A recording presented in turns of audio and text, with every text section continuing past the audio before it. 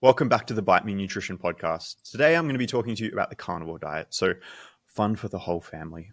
I want to go through what it is and go through some of the potential benefits you might find by following the carnivore diet, and then also show you or talk through a lot of the risks that may be exacerbated by following the carnivore diet.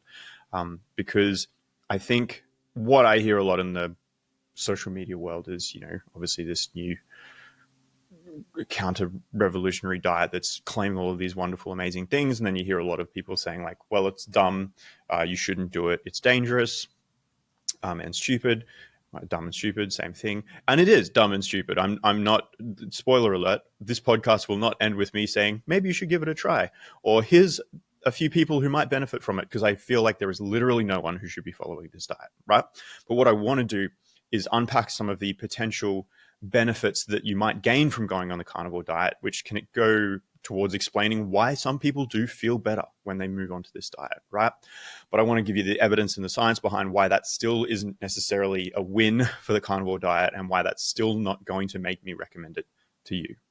Now, in terms of what is the carnivore diet, I know the name, it kind of gives it away, but there seems to be a few different kind of styles of carnivore diet. I'd say the strictest, most traditional style is just eating kind of, I think ruminants is the correct term, but basically red meat producing animals. And those people only eat kind of the muscle meat, organs, tendons. They might have bone marrow and bone broth. So they do typically eat what we describe as like nose to tail. So consuming lots of different parts of the animal, which I guess is great. They're not wasting too much. And different parts of the animal do provide different nutrients. So that's your traditional carnivore diet. But I've also definitely seen variants that include other animal products as well. So things like dairy, particularly butter. I know butter is dairy, but in the world of the carnivore diet, it kind of deserves its own special mention. But you also see, eggs, fish, poultry. I've even seen certain carnivore camps using honey, right? Because technically that's still an animal product. So there's kind of the spectrum of what could be considered a carnivore diet. But all of the points I'm going to make in terms of its potential benefits, which again, use that term loosely, and then its potential consequences, they kind of apply regardless of the style of carnivore diet that's someone's, using or following. So in terms of ways in which the carnivore diet could improve your diet, I don't know if that's the right term, but some of the outcomes that you might get from the carnivore diet, which could make it feel positive, particularly in the short term. The first thing is it's obviously relatively low or contains zero in some cases processed foods. Now, hopefully if you've listened to me for more than a hot minute, you'll know that you don't need to eliminate processed foods or be scared of them. But also you should know that ideally we're aiming for a diet that's as minimally processed as is feasible for you, right? Which is obviously a broad statement. So we want to be focusing on unprocessed foods as often as we can. The carnivore diet does a really good job of that, right? Which is great. The other thing is it's really high in protein. Like all of those foods I just rattled off, with the exception of like butter, are high in protein. Oh, and honey. They're high in protein. And we know that diets high in protein are great for satiety, feeling full, giving you good energy, helping with muscle gain. If you're also strength training, they help with bone density. Protein is really, really important. The carnivore diet is also one way that someone can achieve pretty significant weight loss, basically due to the two things I just talked about, right? Like it's low in processed foods, so it's probably going to be inadvertently lower in calories than most other diets. And it's also really high in protein. So you're going to feel very full and satisfied. So losing some body fat, if someone does have excess body fat to lose, losing that body fat is probably going to improve their metabolic health in some way, right? So benefits there. One other huge kind of separate benefit that I see people talking about is this improvement in things like autoimmune symptoms, or particularly in like IBS style symptoms like bloating, constipation. Now, for other people, due to the lack of fiber, it can make that even worse. But for some people, it's like the ultimate elimination diet. So we use elimination diets in dietetics to identify food sensitivities and intolerances. Unfortunately, it's really the only way that we can do it. We can use a bit of a food diary and things, but we can't test for a food sensitivity or intolerance. So oftentimes it is a bit of trial and error. And these elimination diets, like say the low FODMAP diet, allow us to, or give us a focused group of foods to eliminate, to test to see if our symptoms improve. The carnivore diet just does that on steroids because it eliminates almost everything, right? So it doesn't surprise me that some people find that they are sensitive to something, but they're not aware that they're sensitive to something, but by removing a whole heap of foods, they inadvertently remove that food and feel better. The same can be said with some autoimmune conditions, right? There's a bit of some weak evidence around gluten affecting some people's autoimmune conditions, not everyone's. Please don't just cut gluten if you're listening to this and you have an autoimmune condition. It's more complicated than that. But again, underlying food sensitivities and intolerances can exacerbate that condition. So if you're removing the food that you don't know that you're sensitive to, of course your symptoms are going to get better. But you're going to probably attribute that improvement to the carnivore diet rather than to some, much more boring outcome of, oh yeah, turns out I'm kind of sensitive to garlic and onion and I removed garlic and onion. So those are the benefits that you might find by being on the carnivore diet. Now, very important, if you go back through what those are, like reducing your calories, which is not a benefit for everyone, but for a lot of us it can be, higher protein intake, less processed foods, potentially removing a food that you're sensitive or intolerant of. Those are the benefits. Those benefits, none of them are unique to the carnivore diet. You can absolutely achieve all of those things on a different diet that includes plant foods and includes just more food and more nutrients in your day and far less restriction. And especially when we consider the fact that we can get these benefits elsewhere without the risks that I'm about to go to, that's one of the main reasons why I just think the carnivore diet is just a bad idea, right? There's no unique upsides and there's some pretty significant downsides. One of the main risks that can occur from the carnivore diet is it is going to probably increase, it's going to increase your risk of bowel cancer, right? We know that high intakes of fiber and antioxidants can improve your bowel health and decrease your risk of bowel cancer. We also know that high red meat intakes in the absence, particularly of other plant foods, increase your risk of bowel cancer as well. And the carnivore diet does both. You have high red meat intake and you have, no plant food. So you've got all of the risk increase and none of the risk decrease. Sure, you could do a carnivore diet technically without red meat or with very low levels of red meat. I've just literally never seen anybody do that. And you would still then not be getting the protection from the plant foods.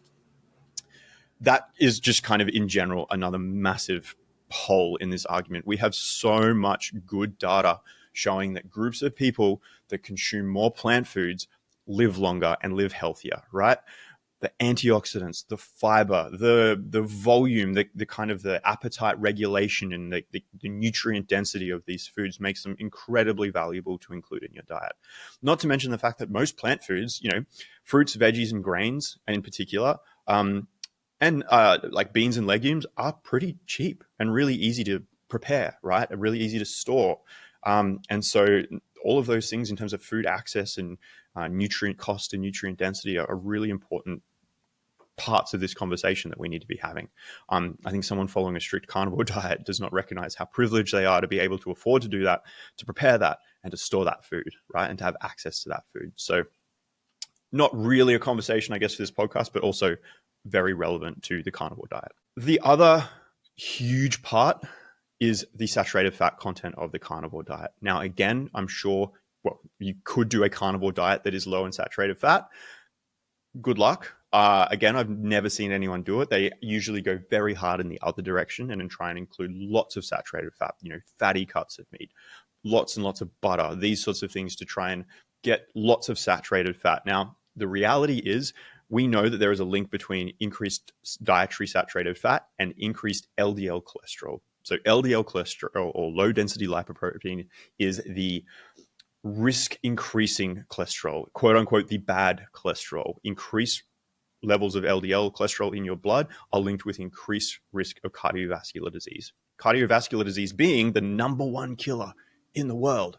So doing things that increase our risk of that is not a good idea because there's already a bunch of other things that kind of naturally increase our risk anyway. There's a lot of people that talk about, oh yeah, but you need saturated fat, you need cholesterol to make sex hormones, so like testosterone, and that's why there's the whole weird masculinity side to the carnivore diet, which I'm not even going to go into. But the reality is, yeah, we do need saturated fat and cholesterol to make those things. We need such a tiny, tiny amount. We don't need anything like what these diets are providing you with. And it is certainly not a scenario where, oh, more cholesterol, my body makes more testosterone. Absolutely not. It takes what it needs to make the testosterone, and then kind of the rest of it just keeps circulating and slowly but surely like builds into your arterial wall and causes plaque and all of these other sort of issues down the line. Another kind of tangential, I guess, that's a word that sounds smart, but I probably used it wrong. But another aspect of the carnivore diet that's dangerous is its restrictive nature. Now, I know some people are going to be like, oh, I didn't find it restrictive at all. And that's fine. Restriction is subjective. But I think for a lot of people, they're going to struggle to eat normally, right? How are you going to go to a friend's house if you're on the carnivore diet without kind of causing a scene?